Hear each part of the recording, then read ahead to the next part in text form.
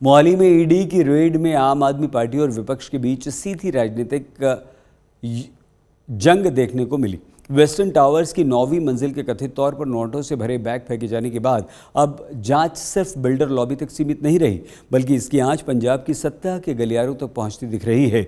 ED का दावा है कि सेंटेक्स सिटी प्रोजेक्ट में फर्जी सीएलयू के द्वारा करोड़ों की धोखाधड़ी, मनी लॉन्ड्रिंग का खेल चल रहा था। अब जांच एजेंसी ने गौरव धीर को आप के प्रधान और मंत्री अमन अरोड़ा का करीब बताया, तो वहीं आप इसे राजनीतिक बदले की कार्रवाई बता रही है।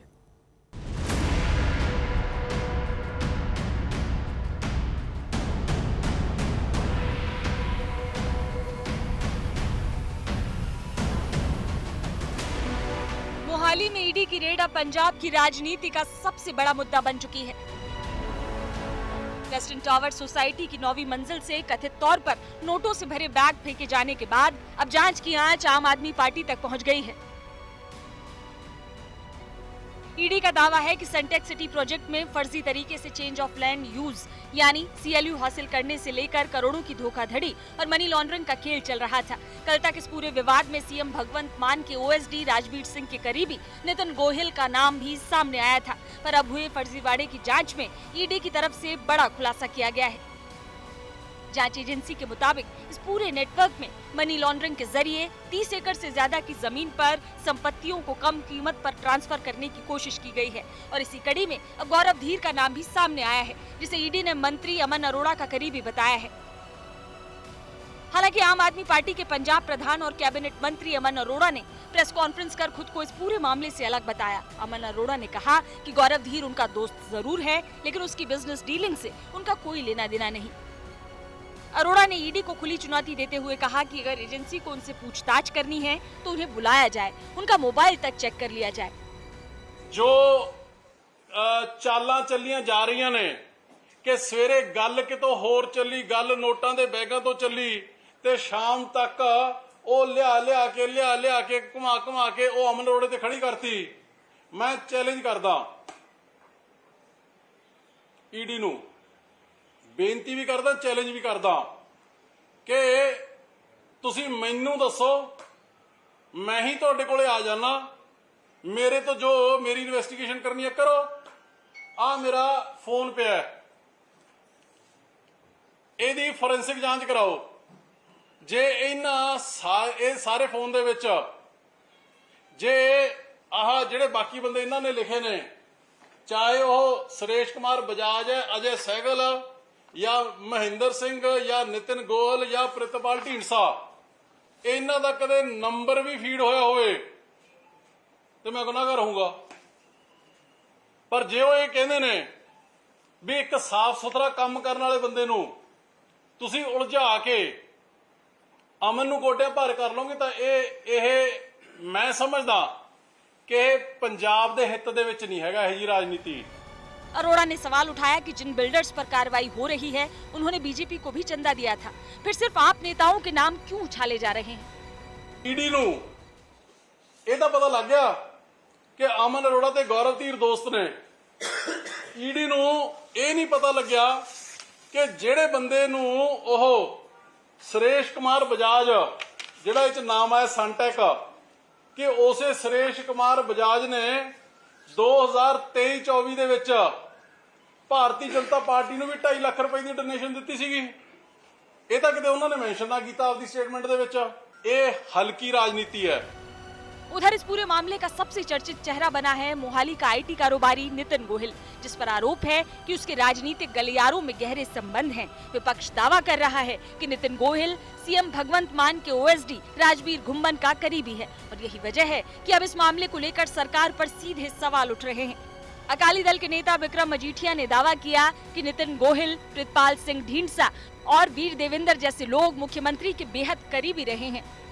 भगवंत मान बैंगलोर गए सन और बैंगलोर च ही was joined by Pritpal Singh Dhindsa, Nitin Gohal and जेड़ा वीर दविंदर है, जेड़े राजवीर दा आला दुआला ओहदे नाल उत्थे रहे। Can you deny the fact कि थोड़ा धीर एंड एसोसीएट्स नाल कोई लेना देना नहीं? You have no financial transactions. लोकां दे पंजाब दे लोकां दा मूर्ख ना बनाउण दी कोशिश करो।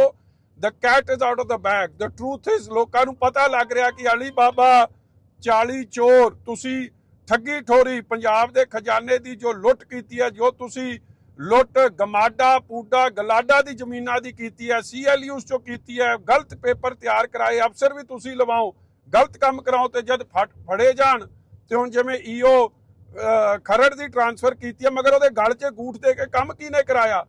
ਰਾਜਵੀਰ ਘੁੰਮਣ, ਭਗਵੰਤ ਮਾਨ, ਆਹ ਸਾਰਾ ਤੁਹਾਡਾ ਆਲਾ ਦੁਆਲਾ।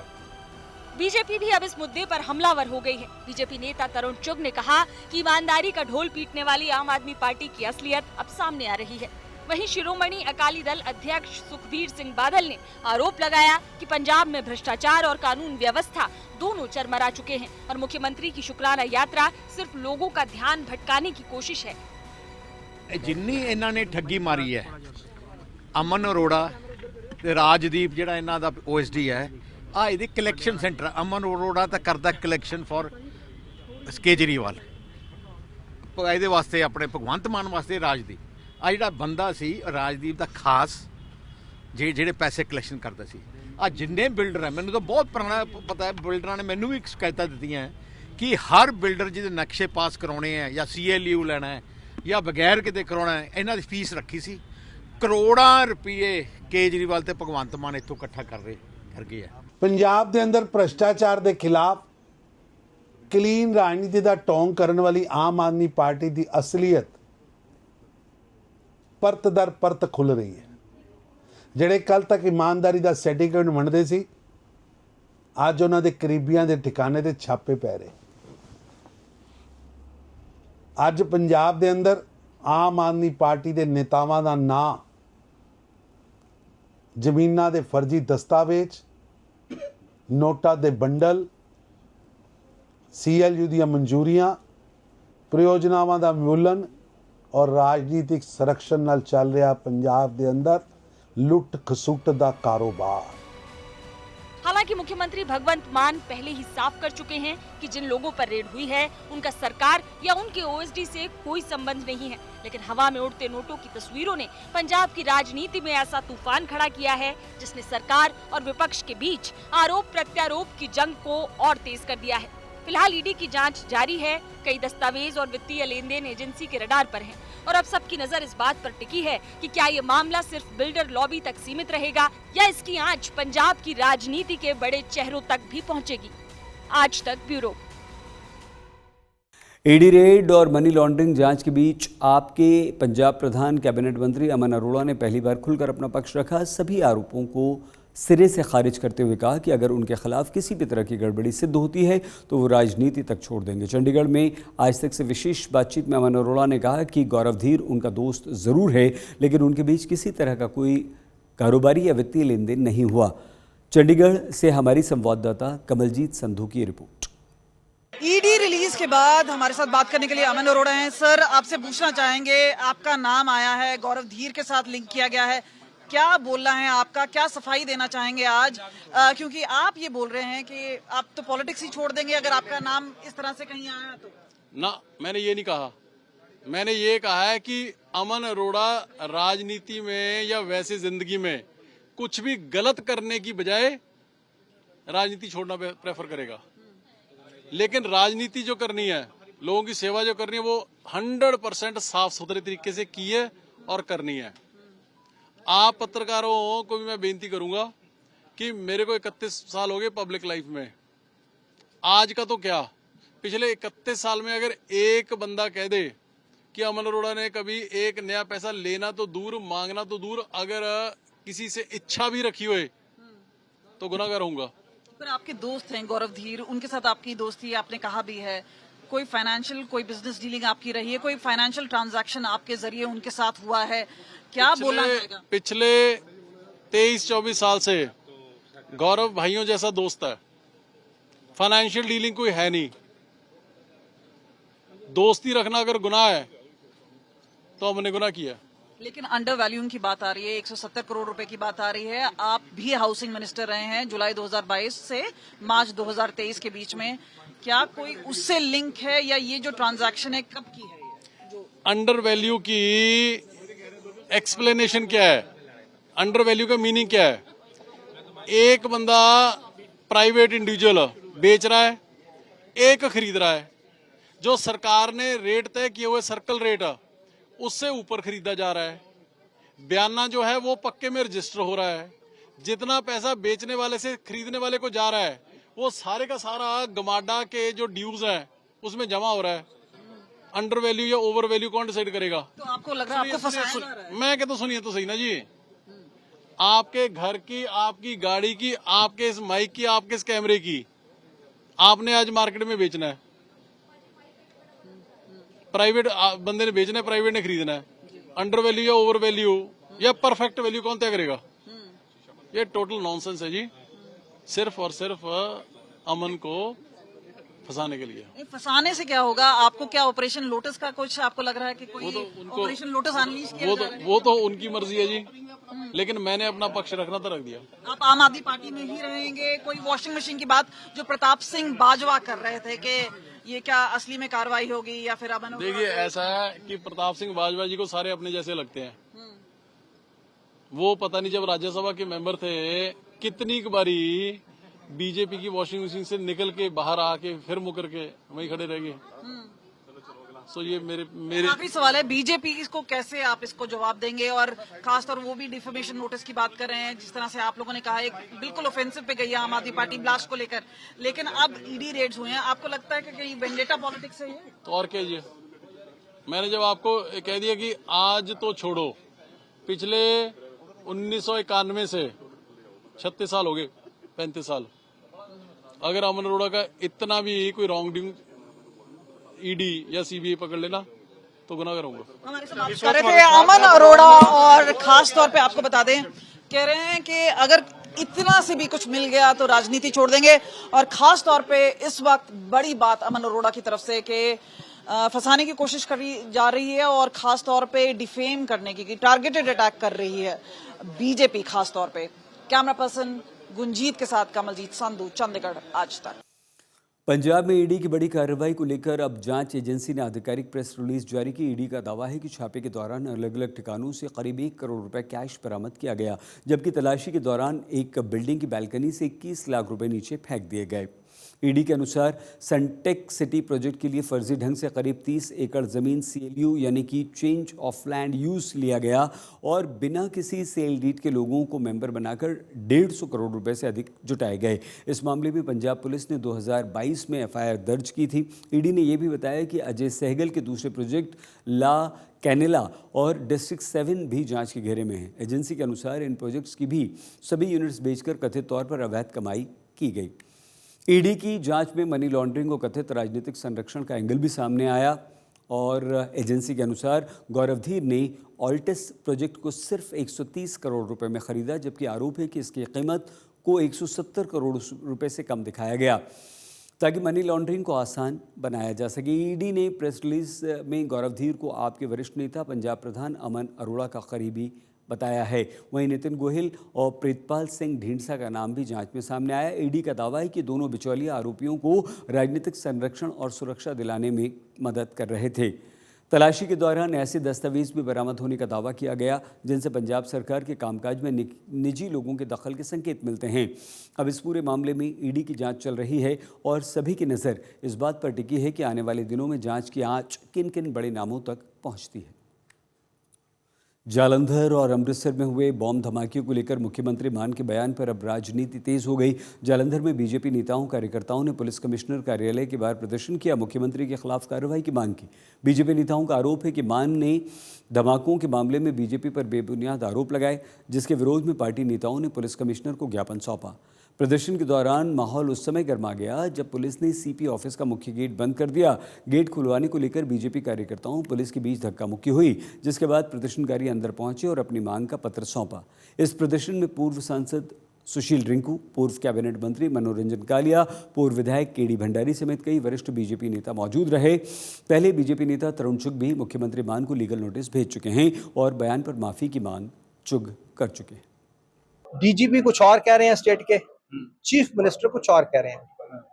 इसका मतलब यह है कि सरकार कैसे चल रही है, इस पे एक प्रश्न चिन्ह लगता है। जो ISI है, जिसको DGP ने कटघरे में खड़ा किया कि उसका हाथ है, तो उसको बेल आउट कर दिया चीफ मिनिस्टर ने। अब पाकिस्तान में चीफ मिनिस्टर की स्टेटमेंट दिखाई जाएगी कि हमारा कोई हाथ नहीं है, भारतीय जनता पार्टी का हाथ है, तो that amounts to sedition, crime against the country है। मुख्यमंत्री हमने मांग की है कि डीजीपी और सीएम से कोई ना कोई एक तो सच बोल रहा है। अगर तो सीएम सच बोल रहा है तो हमें एफआईआर करिए, हम ऑफर करते हैं, सरेंडर कर रहे हैं। अगर नहीं तो एफआईआर भी registered against the chief minister. CM मान के द्वारा लगाए गए आरोपों पर हरियाणा के मुख्यमंत्री नायब सिंह सैनी ने तीखा हमला किया और कहा, अपनी नाकामियों को छिपाने के लिए मान पर ऐसे बयान देने का आरोप लगाया। मुख्यमंत्री सैनी ने कटाक्ष करते हुए कहा कि आपने रंगला पंजाब बनाने का वादा किया था, लेकिन पंजाब को कंगला पंजाब बना दिया। अपनी कमियों को छुपाने के लिए इस प्रकार के आरोप लगाना, अरे ये देश की सुरक्षा की बात है। उनका डीजीपी एक बात बोलता है, डीजीपी का बयान आता है कि आईएसआई का इससे तार जुड़े हुए हैं, उसके संबंध है, वो अपनी राजनीति चमकाने में लगा हुआ है। क्या लोग समझ नहीं रहे हैं? भाई आपकी ही पुलिस है, किसी और की तो पुलिस नहीं है। केजरीवाल दिल्ली में तो बोलता था कि मेरे पास पुलिस नहीं है, मेरे पास पुलिस होगी तो मैं ठीक काम करूंगा। इब तो उसके हाथ में है पुलिस, यहाँ इब क्यों नहीं ठीक हो रहा? पश्चिम बंगाल से बुरे हालात पंजाब के कर दिए इन लोगों ने। पंजाब के लोग तंग हैं, पंजाब के लोग देख रहे हैं। अब वो भी चाह रहे हैं कि मोदी जी के नेतृत्व में हम डबल इंजन की सरकार बनाएंगे, विकसित पंजाब बनाएंगे। इन्हें रंगला पंजाब का नारा दिया था, कंगला पंजाब बना दिया इन्होंने। रुख दूसरी खबर की तरफ, पंजाब की राजनीति में उस समय नई चर्चा शुरू हुई जब होशियारपुर से आप के सांसद राजकुमार चब्बेवाल को एक संदिग्ध फोन कॉल आया। आप सांसद का दावा है कि किसी अनजान व्यक्ति ने केंद्रीय गृहमंत्री अमित शाह के नाम पर उन्हें फ़ोन किया और बातचीत के दौरान दिल्ली आकर मिलने के लिए कहा। चब्बेवाल के अनुसार सुबह करीब 8:45 पर आए इस कॉल में पहले उन्हें जन्मदिन की बधाई दी गई, लेकिन सबसे चौंकाने वाली बात यह रही कि कॉल करने वाले की आवाज़ हूबहू अमित शाह जैसी लग रही थी, जिससे वो खुद हैरान रह गए। हालांकि कुछ देर बाद सांसद को मामला संदिग्ध लगा तो चब्बेवाल ने पुलिस को कॉल करके नंबर दिया और पूरी डिटेल सौंप दी ताकि पता लगाया जा सके कि आखिर फ़ोन किसने और किस उद्देश्य से किया।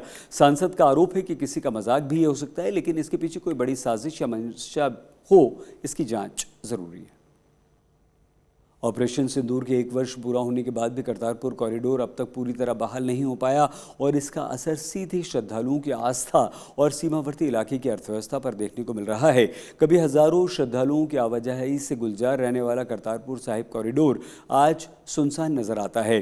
पहले बड़ी संख्या में संगत गुरु घर के दर्शनों के लिए पहुंचती थी, वहीं श्रद्धालुओं की संख्या अब सीमित रह गई। स्थानीय लोग श्रद्धालुओं का कहना है करतारपुर साहिब जाने के लिए पासपोर्ट की अनिवार्यता सबसे बड़ी रुकावट बन गई। कॉरिडोर में श्रद्धालुओं की संख्या कम होने का असर स्थानीय व्यापार पर भी दिखा।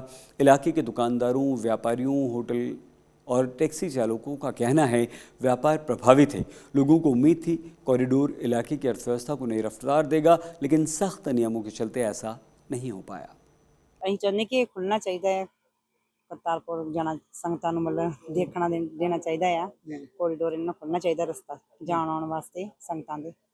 ਹਾਂਜੀ, ਸਰਕਾਰ ਨੂੰ ਇਹੀ ਕਹਿਣਾ ਚਾਹੁੰਦੇ। ਯਾਤਰਾ ਸ਼ੁਰੂ ਹੋਣੀ ਚਾਹੀਦੀ ਹੈ ਜੀ, ਕਿਉਂਕਿ ਜੋ ਸਿੱਖ ਧਰਮ ਦੀ ਹੈ ਆਪਣਾ ਗੁਰਦੁਆਰਾ ਕਰਤਾਰ ਸਾਹਿਬ ਜਿੱਦਾਂ ਹੈ ਤਾਂ ਜਾਣਾ ਬਣਨਾ ਚਾਹੀਦਾ, ਜਾਣਾ ਜਾਏ, ਲੋਕੀ ਜਾਏ ਉੱਧਰ।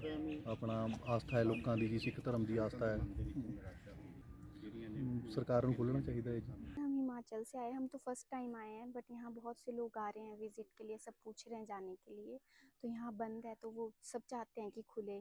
आज तक पंजाब में आज के लिए बस इतना ही। आप प्लीज़ अपना बहुत ख्याल रखिएगा। देखते रहिए आज तक।